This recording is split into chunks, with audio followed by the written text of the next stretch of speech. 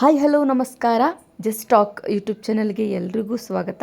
ಎಲ್ಲರೂ ಚೆನ್ನಾಗಿದ್ದೀರಾ ಅಂತ ಭಾವಿಸಿದ್ದೀನಿ. ನಾನು ಕೂಡ ತುಂಬ ಚೆನ್ನಾಗಿದ್ದೀನಿ.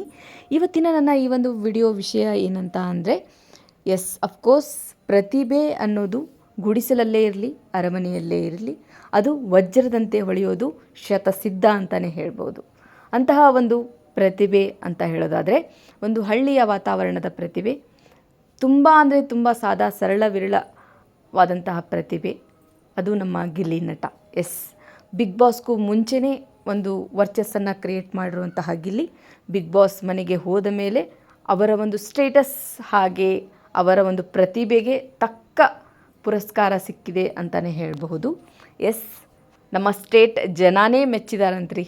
ನಮ್ಮ ಕರ್ನಾಟಕದ ಜನ ಅವರ ಕೈ ಹಿಡಿದಿದ್ದಾರೆ.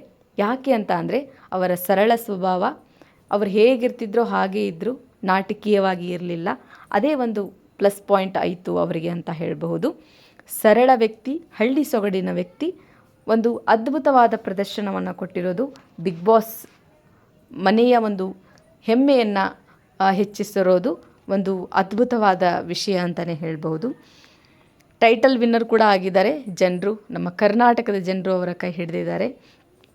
ಟೈಟಲ್ ವಿನ್ನರ್ ಆಗಿ ಆ ಒಂದು ಪ್ರತಿಭೆಯನ್ನು ಹಾಡಿ ಹೊಗಳಿದ್ದಾರೆ ನಮ್ಮ ಕರ್ನಾಟಕದ ಜನ ಅಂತ ಹೇಳ್ಬೋದು. ಈಗ ಆ ಒಂದು ಬಿಗ್ ಬಾಸ್ ಮನೆಯ ಟೈಟಲ್ ವಿನ್ನಿಂಗ್ ಆಗಿ ಅವರು ಕೊಟ್ಟಂತಹ ಒಂದು ಕಾರ್ ಗಿಫ್ಟನ್ನು ತೆಗೆದುಕೊಂಡಿದ್ದಾರೆ. ಕಾರ್ ಗಿಫ್ಟನ್ನು ತೆಗೆದುಕೊಂಡು ಕಾರ್ ಮುಂದೆ ಭಾವುಕರಾಗಿ ನಿಂತ್ಕೊಂಡು ಎಲ್ರಿಗೂ ತಮ್ಮ ಭಾವುಕತೆಯಲ್ಲೇ ಕರ್ನಾಟಕದ ಜನರಿಗೆ, ನನ್ನ ಕೈ ಹಿಡಿದಿದ್ದೀರಾ, ಇವತ್ತು ನನಗೆ ಏನೇ ಸಿಗ್ತಾ ಇದ್ರೂ ಅದು ನಿಮ್ಮಿಂದ ಅಂತ ಕರ್ನಾಟಕದ ಜನರಿಗೆ ಆ ಒಂದು ಗಿಫ್ಟನ್ನು ಅರ್ಪಣೆ ಮಾಡಿರೋದು ಬಿಗ್ ಬಾಸ್ ಮನೆಯ ಗಿಲ್ಲಿ. ಈ ಒಂದು ಸಕ್ಸಸ್ ಇನ್ನೂ ಹೆಚ್ಚಾಗ್ತಾ ಹೋಗಲಿ, ಅವರ ಒಂದು ಸರಳ ನಯ ವಿನಯ ಹೀಗೆ ಕಂಟಿನ್ಯೂ ಆಗಲಿ.